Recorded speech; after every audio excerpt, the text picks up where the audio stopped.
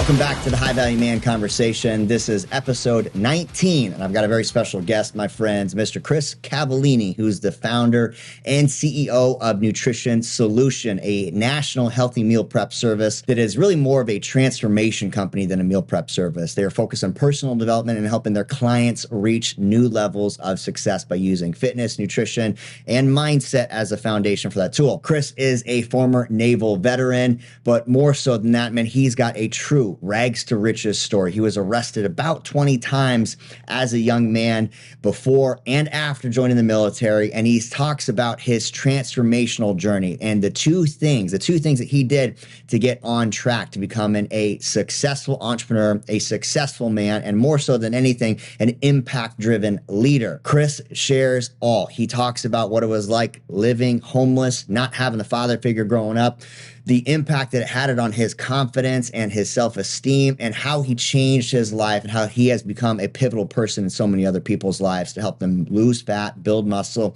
and become the best versions of themselves. Chris is truly a high-value man, and I'm so excited to welcome him to the show. All right, Chris Cavallini with Nutrition Solutions, my friend. He has been a huge supporter of all the things we're doing out with the project and everything else.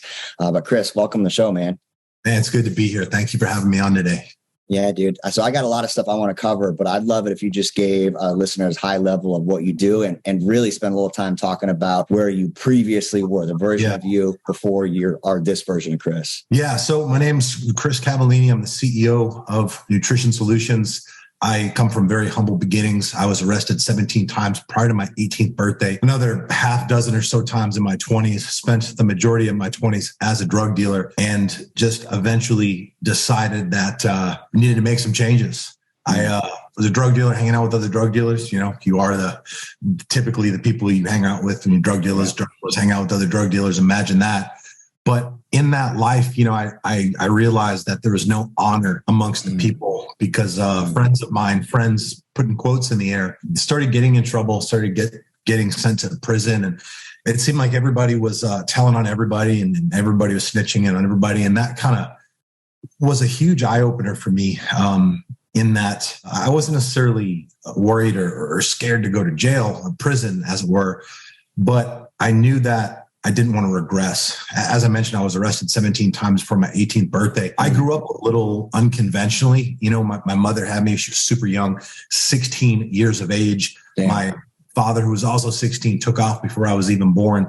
Shortly after I was born, I was put in foster care and just bounced around, spent a lot of time in different foster homes and group homes. Didn't have a father figure growing up. So, man, I want to touch on that. That's huge. Yeah. And you know, as it's happening, as you're a kid and this is the only environment you know or understand, you're not aware, of course, of what's lacking or what's missing or you know, what needs to change.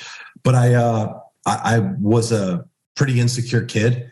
I think I started to realize that things were a little different for me around the age of 11 or 12, when I would see, you know, some friends and their family and kind of how they interacted with each other. When I was a senior, as I said, I was getting arrested a lot, and inevitably the state of Massachusetts, where I'm from, basically gave me an offer. They said that you can either go to jail or join the military. I inevitably joined the military. You know, I wish I could sit here and say, you know, from a very young age, it was always a dream of mine to honorably serve my country.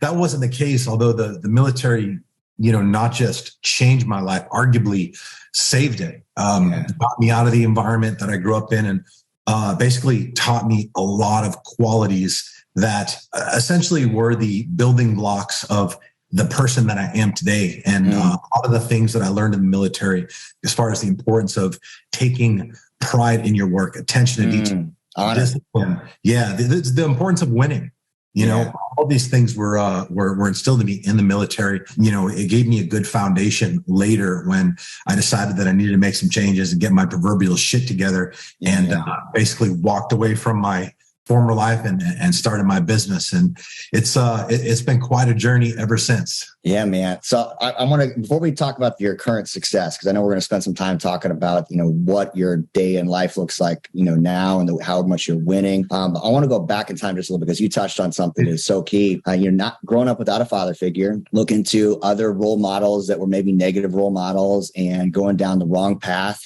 not having, a good group of guys. And you are the sum of the 5 people you spend time with. So drug dealers become drug dealers, right? Yeah. If you could go back and give advice to your younger self, 12, 13, 14 years old, when you're making these poor decisions, what would you tell yourself? Because there's probably young men that are going to be listening to this that are struggling with that.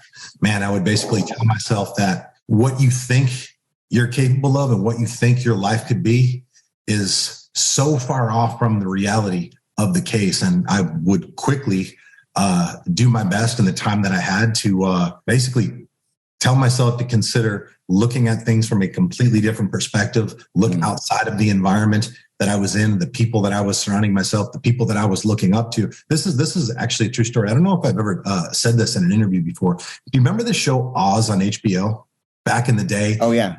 About prison. I had a pretty fucked up mentality back then. I mean, you're not getting arrested that much and being like a normal kid, as it were. But I literally thought that prison was inevitable for me.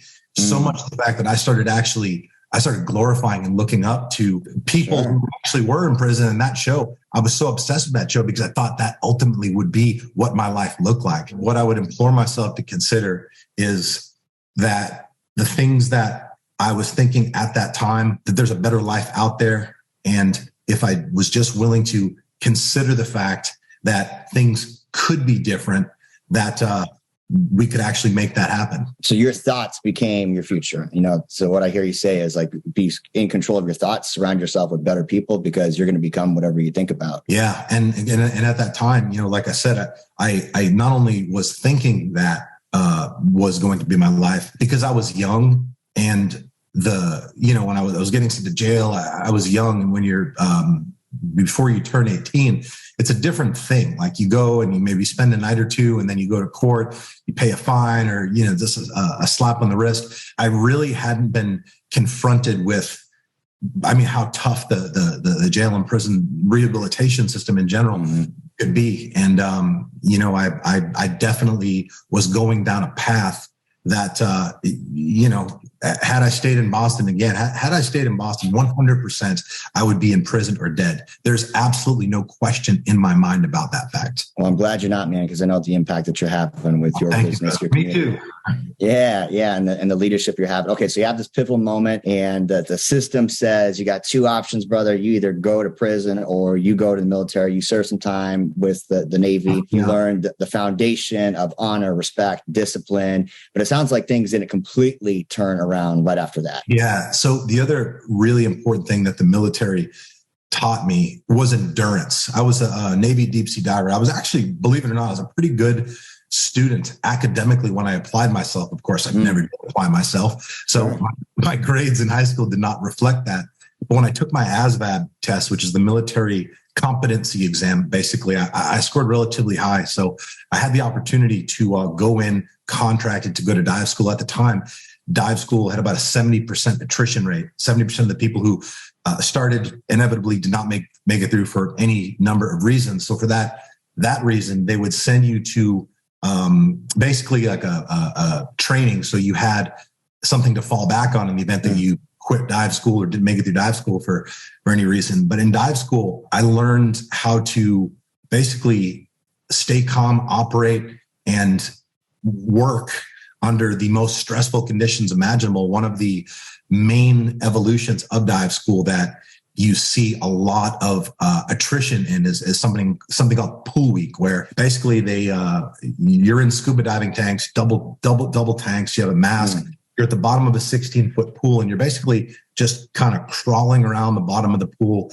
Mask is blacked out, and then an instructor with fins and a snorkel will basically come down and just beat the shit out of you for 20 seconds. They're going to take your air. They're going to tie the regulator around the manifold of the tanks, snap your goggles back in your face. And basically they're just trying to disrupt you.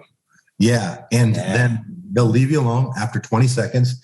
And you are required to put yourself back together in a very systematic process-oriented manner in which they have trained you on in a classroom. So obviously, when they train you and you're going through these lessons on the surface, there isn't that stress involved where, you don't have air. This person is essentially slamming your head off of the ground repetitiously for the 20 seconds that they have to do so. And, little did I know at that time, that training, it set me up for being able to endure some of the shit that I had to later on when I started business. Those first few years, obviously, are always going to be tough. Yeah. But in answer to your question, when I got out of the military squared me away temporarily. I was in for 5 of the most exciting years of my life. At that time, I was so proud to say I was a Navy deep sea diver. And when I went home and saw the people I grew up with, that was the first time I actually felt proud of who I was and what I'd had accomplished. I mean, in that community, it's all men. I was the youngest diver from the day I checked in to the day that I checked out years later. So I acquired a bunch of knowledge, men basically teaching me as a boy how to be a man. Oh, that's what's up right there. Yeah. And then making a long story short, when I made the decision to get out, I basically lost all structure, all discipline, and all purpose. Literally, I didn't, in the military, I knew where to be, when to be there, what uniform to be wearing, what we were doing. Everything was down to the T, planned and process driven. So when I got out of the military, somebody with my past and some of the patterns that I developed pre-military, man, they came back so fucking fast because the people from your old network came back fast. Well, it wasn't even that, because I was in a new city now, but I basically old behaviors. I was working in a strip club because I was hustling the system a little bit. I was taking advantage of the education benefits the military had, which was so nominal at the time. A couple online classes I could take and get paid about $2,000 a month. Now, if you're getting that, you can't work. So I had to get a job where I was getting paid under the table. So I knew somebody who could get me a job in a strip club, started working in the strip club. And then that environment, like for me, I regressed at an absolute alarming rate. And I didn't like the environment. I was still kind of insecure. So if I was, in a security capacity, going up to somebody and asking them they had to leave or stop fucking around, whatever. And if they didn't immediately comply with me, I was very insecure. My ego was out of fucking control. So I was getting in fights almost on a nightly basis, working in the strip club. I was drinking to make it more tolerable, messing with the girls. It was just a lifestyle that was absolutely not conducive with anything productive in my life. So eventually, again, I was about 23 years of age at this point, 24. Eventually, I made the brilliant decision to quit the strip club and become a drug dealer. Okay, so you're back to old behaviors, man. So you get this glimpse of like hope. Future Chris is like, all right, we are dialed in, we are disciplined, we're living by honor. I've got a deep sense of pride. I'm surrounding myself with strong, healthy men. Like you're in a really good season, and you go back to old behaviors. It's so easy when the community is not strong, right? With the quickness, yeah, and then lose the awareness of. Yeah. It didn't necessarily feel like regression either, because now I'm making more money than I ever have. Now I'm making fast money. Now I'm able to go out to the club 6 nights a week. I have girls around me all the time. And I was getting exactly. And I'm getting this respect from people in those environments, obviously not recognizing that wasn't respect. That was something completely fucking different. Yeah. I did that for a number of years. And then, as I said, it got to a point where, I started to really kind of, see what was happening to these guys that I was hanging around. I knew that the DEA and the sheriff's office in Jacksonville, Florida, where I was residing at the time, I knew that they were asking about me. And I realized that it was only a matter of time before my number was pulled and I was caught up and sent to prison. And I really became obsessed with the thought of going back and feeling helpless, feeling out of control, feeling like the scared kid that I was when I was 12 years old and stealing dirty clothes out of the lost and found at school so I would have something new to wear. I became obsessed with that feeling, and I let that feeling essentially fuel me. I started to seek counsel in people that I respected and people that I had access to, which, at that time, not a whole lot of high value men looking to surround themselves or entertain the company of a petty level street dealer. But I was fortunate to have somebody who did see potential in me and did have a lot of love for me. And he got me on the path. He gave me 2 pieces of advice. Who was this person? This is like key. He was I would say, I mean, he was a friend, but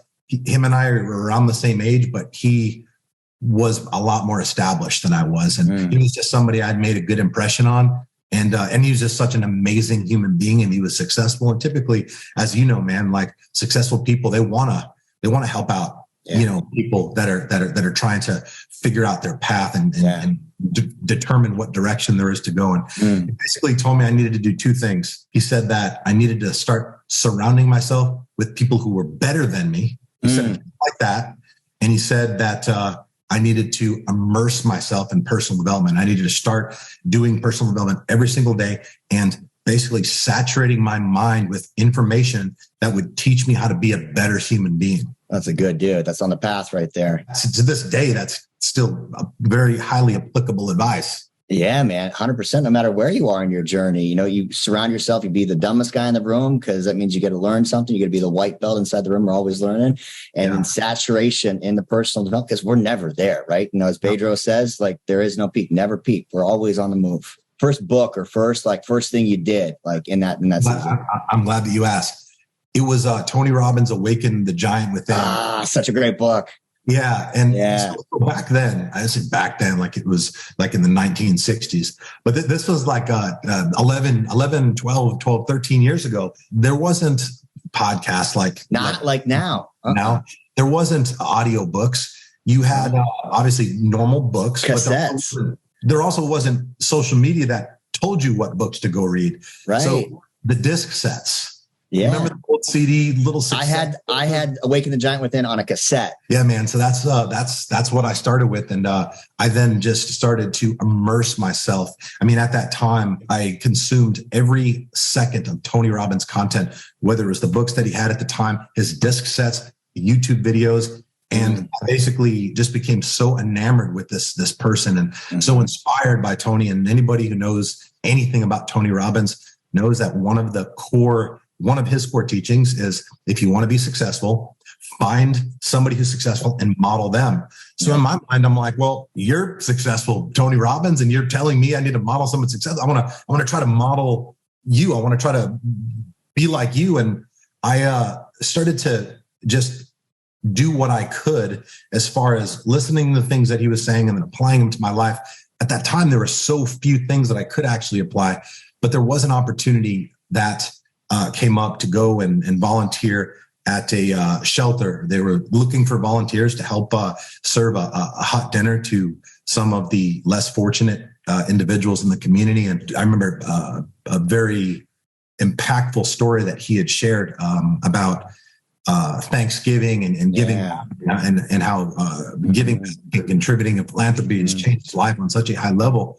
So I didn't have the money to make any sort of meaningful donation, but I did have my time. So I basically went and decided to volunteer. And this was, again, a hot dinner for people who were homeless. And at the time, I didn't care about helping. I didn't care about homeless people. I didn't care about helping other people. It was interesting because I had been homeless at multiple points of my life.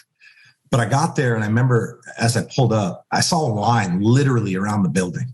Wow. And we weren't opening the doors for another 90 minutes or so. And once we got going, within 5 minutes, my entire paradigm completely shifted. Yeah. Because I started to recognize how fortunate I was. Even though I thought my life was a complete shitbag disaster, I realized that there's these people who have it so much worse than me. And despite that, they were so grateful and so kind. And it made me feel something that I'd never felt that before. It's like 26, 27 years old. That was a pivotal moment in my journey because it made me realize that I had been missing out. And I wanted to figure out what I could do to be able to feel those feelings of not just gratitude, but it's a very powerful feeling when you're serving other people and you're helping other people who need the help a hell of a lot more than you. It energized me in a way where I hadn't been energized before. And with that energy, I started to take just aggressive, relentless, massive action. And inevitably, my personal development journey led me to starting Nutrition Solutions. I love that, man, dude. I love that, man. I want to get to Nutrition Solutions. I do want to share a tool that I do with my guys whenever they're facing a darkness. And then we all go through seasons of darkness, but I have this tool that I've been deploying for a few years called When in Doubt, Focus Out. And I have my guys go out, buy a loaf of bread, peanut butter, jelly, tin foil, sandwich bags, and bottles of water, and make as many peanut butter and jelly sandwiches as they can. They write "I love you" on the outside of each one, wrapped in tin foil, stick in a paper bag, stick a bottle of water in there, and they go out and find the neighborhood that needs it the most. And they hand out each one. But they can't just hand it out. They have to engage in a conversation with this other human, ask them how they can serve, how they can show up. And the guys are typically resistant in doing this, but when they do and they come back, they have that exact same realization that you had. The light bulbs come on. They realize, oh my God, I'm so blessed. I'm so blessed. And the solution that I was looking for is in service. And that first time doing it for me, that was probably, in the top 3 most uncomfortable things I was ever engaging in. And when you look at some of the other things that I had done, this is nothing in comparison, but for me, for was at that time, the values that I had or didn't have back then, it was extremely uncomfortable. But again, you got to lean into it and go toward it, not from it. It literally changed my life. That one volunteer opportunity completely not only shifted my paradigm, but shifted my entire perspective. Bro, that's powerful, man. Thank you so much for sharing that, Chris. I really appreciate that. All right, let's fast forward just a little bit. So you're on this now, personal development, hockey stick growth. How did you start Nutrition Solutions? Yeah, so I started it just out of pure necessity. There wasn't any fundraising. There wasn't a business. I've never written a business plan in my life, to be honest with you. So again, I told you I had been given 2 pieces of advice: surround myself with people who are better than me and immerse myself in personal development. At that time, I was a low value man, and high value men do not want to hang around with low value men. So how do you get to a point where you hang out with high value people? 2-step process, really. First, you have to get rid of the fucking losers. The first thing, non-negotiable. And then you have to create value in yourself. So I was able to start separating myself from some of the people that, I can't say they were holding me back. I was holding myself back, but I started to get away from some of those people. And, again, it's not like you drop the shitheads and all of a sudden the high value men start knocking at your door. But I did know that there were some establishments in town, some lounges, bars, networking events. And I started going to these things myself and like a restaurant. I would go to a restaurant by myself and I would basically just observe, because I wasn't, not trying to be creepy and just approach people and just start engaging in conversation. But I started to just observe. I started to just get in these environments and started to kind of notice what the people looked like, how they carried themselves, their body language, how they dressed, and certain different characteristics and attributes. And it did not take very long for me to notice a compelling common denominator between most of these high value and successful humans. That was the fact that none of them were fat.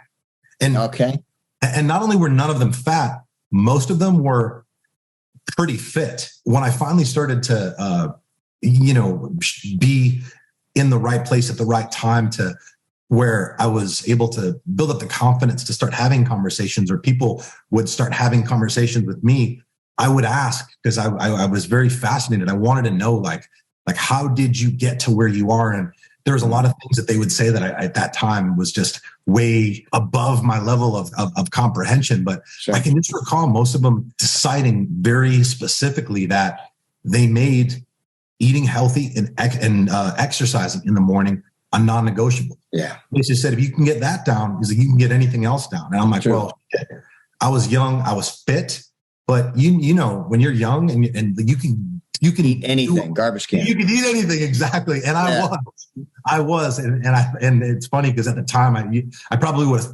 told you I was eating good, because my level of consciousness of what eating well actually entailed was completely warped. But I knew that I don't have an education, I didn't have any experience, but I knew that I could do a better job with my fitness. I knew I could get in better shape. I knew that, and I knew that I was working out good, but I wasn't putting zero energy into my diet at the time. I wanted to eat better. I wanted to figure out how I could eat better. I knew I didn't necessarily have the time or the desire to cook. And I basically seeked out a bunch of my buddies, and I was like, hey, look, if I figure out a way to basically have somebody prep healthy, high protein meals for us, would you guys be interested? Like, oh, hell yeah. Nobody guys want to cook. They're lazy or they suck at cooking, all that. And initially, I seeked out a local catering company. And I basically just showed up and pitched them and said, hey, would you be willing to make X amount of meals for me and my friends? And I could pay you X and I'll flip them through Y. And it was funny because in the beginning, it wasn't really to make money. My only intention was I'm doing the work here. I'm getting all the customers. I just want my meals for free. And unfortunately, drug dealer mindset. Dude, I know. Gangster. Yeah. So at the time, I still obviously, as I'm working on this, I think it's important to add context. As I'm working to figure out my life and put good information in my mind and reform myself, I'm still selling shit. I didn't cut off that the source of income. Mm-hmm. I'm working to kind of phase myself out, but you got a vision. I was trying to figure it out because of the low volume. They're like, no, we can't give you your food for free, but we can offer you a discount. And I will say, I was very happy about that at the time. Yeah, that's cool, man. That's awesome. So many people are really afraid of pulling lessons from their past because they don't want to go back there, right? They don't want to go back to, that part that made them feel a certain way. Maybe there was, prison, there was jail, there was abuse, whatever it was. But the truth of the matter, you really deployed all of your skills of networking, relationships, entrepreneurship, like trying to source a business that not only served you, added respect, provided you a lot of perks, and the model carried over. It just was like the wrong business. So the drug dealing had the model there of how you got to use all your talents, gifts, and abilities, but the product maybe was not the healthiest thing in the world. 1,000%. And the other thing about that is it wasn't until I would say year 2 or 3 of my business that I remembered and reverted back to my military training and military lessons that I've learned. And I started to slowly and surely integrate some of those elements into my business. Now it's fully integrated. We have a paramilitary atmosphere. We do a morning muster just like in the military. Our logistics team, they literally wear the special operations uniform that I wore when I was in.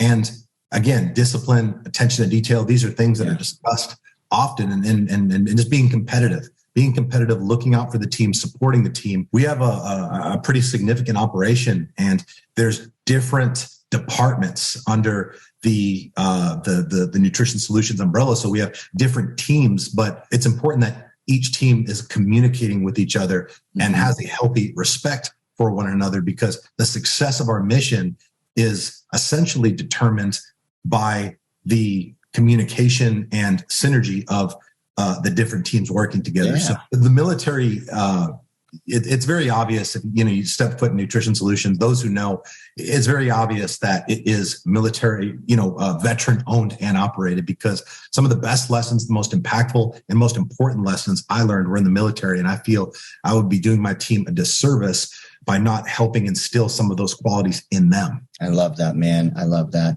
And I know that you've also instilled a lot of personal development lessons inside your organization, your team.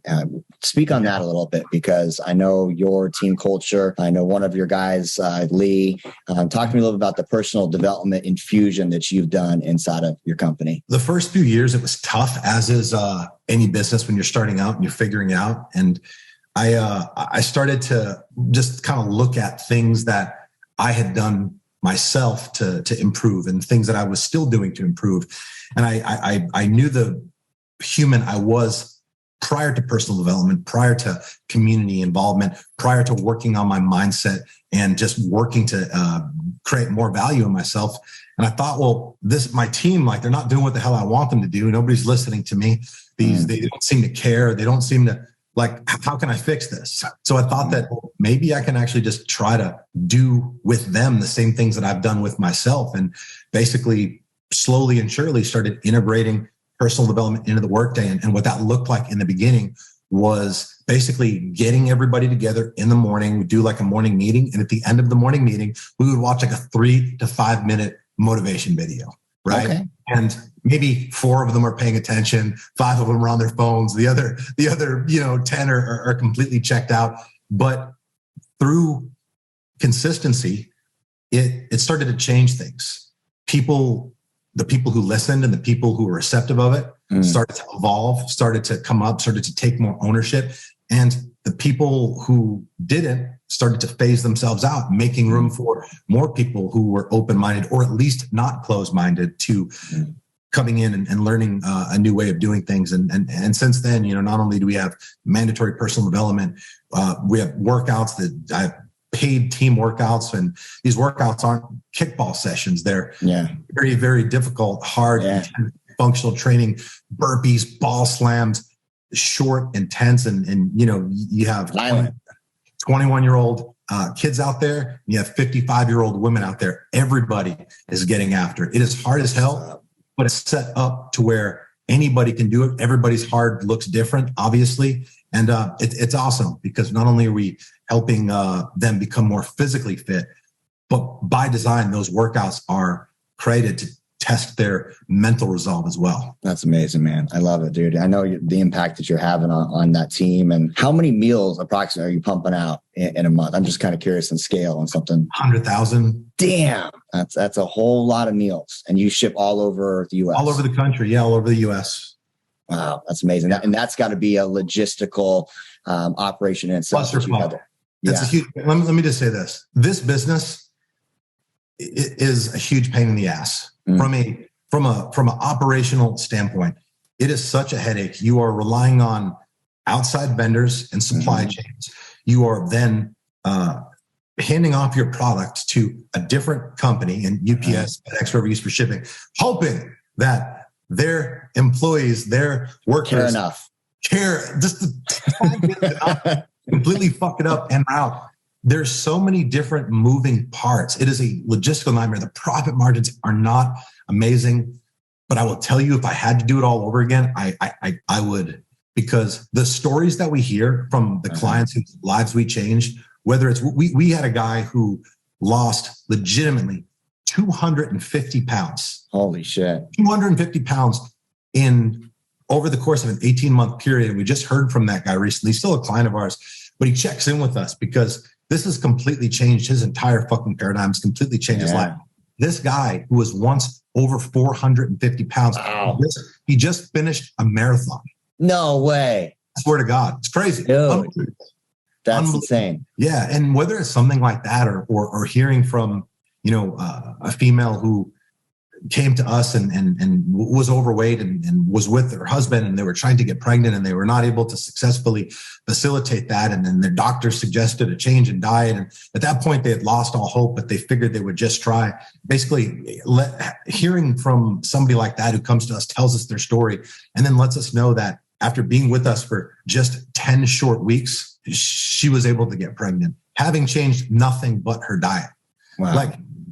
That's really powerful stuff. And being able to share that energy with the team and help them understand that the work that they do every day, whether they're cooking, whether they're assembling the meals, whether they're in the warehouse, whether they're, the ones that actually deal with our clients, whether they're washing the dishes, every individual in there is needed to facilitate the result. And we always say that we're not in the business of selling meals at Nutrition Solutions. We're in the business of changing lives. Yeah, you are a transformation and a personal development company, and you're using meals as a delivery system for that, man. Can you share any big things you got coming up down the pipeline for you guys? I imagine as an entrepreneur, you're always iterating.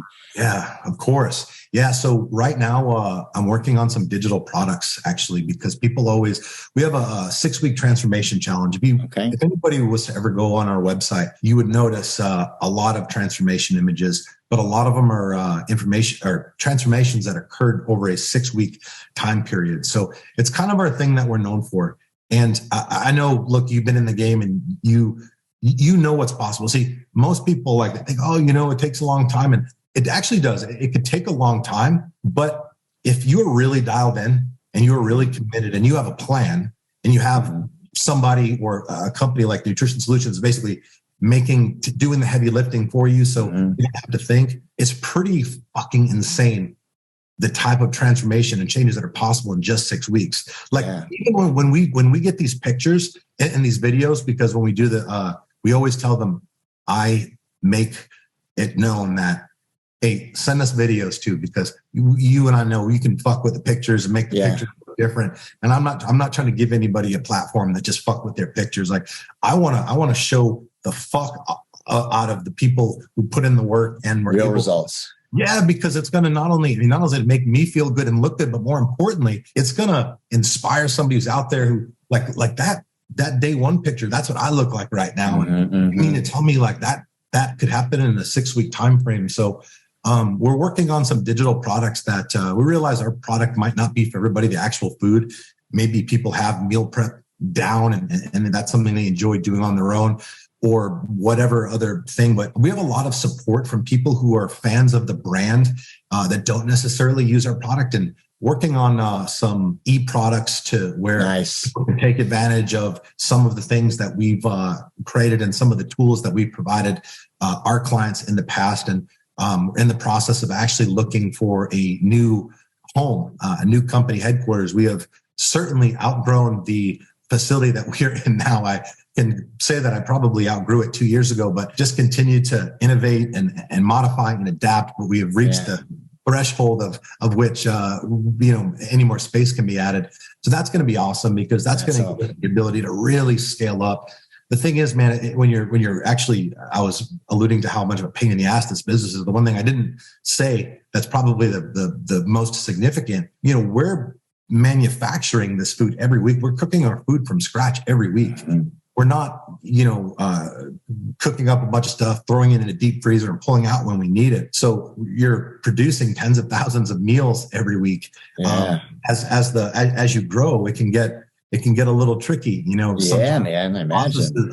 Processes that worked at one level don't work at another level. So you got to constantly look for ways to innovate and become more efficient. But that's all kind of part of the fun and part of the journey. In the beginning, my attitude was a little different about that. Anytime we had some problems with the growth, I would handle it, but I would handle it with a very shitty attitude. And then after a couple instances with massive adversity where, again, dealt with it with a shitty attitude, I look back in hindsight, I'm like, man, when that happened, it not only always got better, but it got us to a place that we had never been at before. Mm-hmm. So I just decided that it would only be appropriate to celebrate adversity as a core value. Oh, cool. That's one of our core values.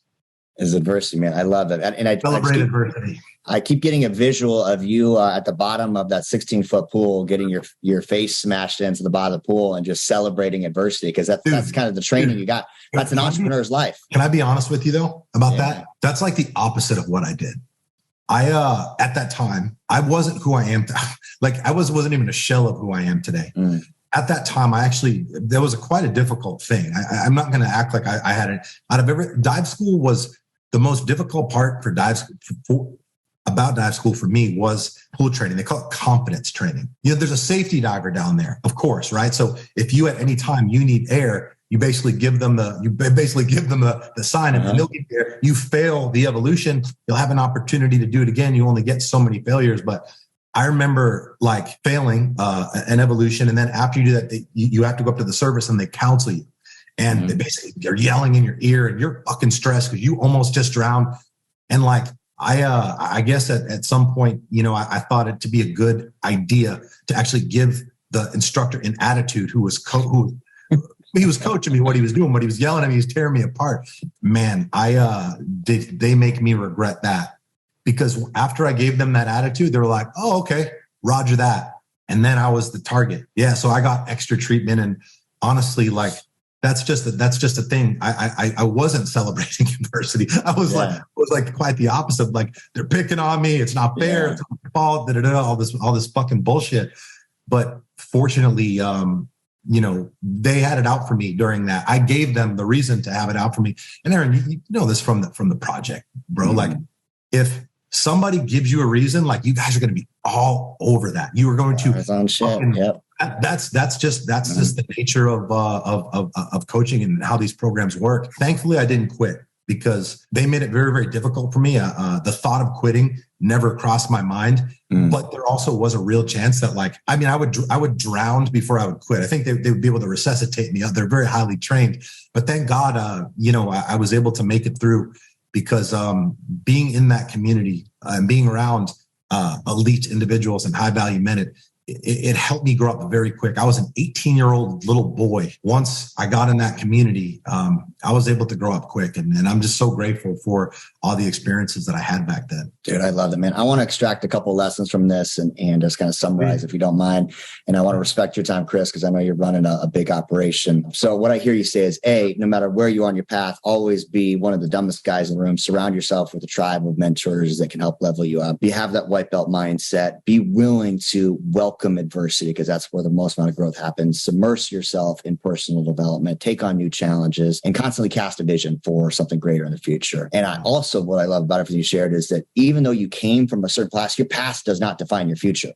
Your past does not define your future. And I think some people get stuck in a rut of like, oh, my dad was a criminal, so I'm going to be a criminal. But man, you are the walking, talking billboard that it does not define your future. I think if you have a checkered past, if you had a turbulent youth, if you were subjected to abuse, got arrested, had a bunch of fucking problems throughout your upbringing, I actually think with the right adjustment and mindset, it actually could be to your advantage. Yes, sir. Yeah. Because I went through a lot of hardship, a lot of adversity, a lot of pain, very, very early on. Listen, I'm not going to sit here and say that abuse is ever a good thing. And I know that there are people who have been through far worse than I have. If you recognize that there's nothing you can do to necessarily change what happened, but you can change the way you kind of view it. For me, I was desensitized to pain and to anguish and to suffering early on. And I think it really did help me with the struggles that I still have to this day as an entrepreneur. Most people, I recognize and understand well that they didn't have the childhood that I had. They didn't have the criminal background and the journey that I had, which is why it is that much more important that you essentially look for ways to microdose with adversity on it. Adversity, without question, is a necessity for the optimization of a human's development. Facts. You will not be able to unlock your true potential and unleash your just who you actually are at your primitive core without being exposed to a significant amount of adversity. So through really hard workouts, through cold showers, through just doing things that fucking suck every day, you build up resiliency. You, again, essentially microdose with adversity. And in that process, you evolve into the person that you were destined to become. If they listen to only one piece of it, that is the piece that will change their entire life, is microdose with adversity, because that will introduce you to who you are meant to be. And the thing is, there's no getting, like, you are going to have adversity. You're going to have problems. You're going to go through really hard fucking times where life is beating you down. There's absolutely no getting around it. So you have a choice. You can either complain, stand down and quit, or you can lean into it. You can do what you're supposed to do. And in the process, recognize that what's happening is not happening to you. It's happening for you, making you better, making you stronger, making you more resilient, and making you harder to kill. I love that, man. Chris, thank you so much, dude. This has been such an insightful conversation. Two things left on this conversation. Number one is, where can people find you? Yeah, all platforms at Chris Cavallini, ChrisCavallini. I'll put all that in the captions as well. I know Nutrition Solutions, the number one stop for their fitness and nutrition and their transformation goals, really, at the end of the day. Last question for you is, answer this. A man of value is a strong, confident individual who has the capacity to solve problems and to protect the people they love. Chris, thank you so much for tuning in, guys. If you enjoyed this episode with Mr. Chris Cavallini, please do us both a big favor and give this episode a 5-star rating. Leave us a comment. Go follow Chris. Go check out Nutrition Solutions. Follow his products. Order some. Give us some feedback on it. And as always, go out there, be the leader, the lighthouse that the world needs. The world needs more high-value men. Much love, many blessings. Talk soon. Boom.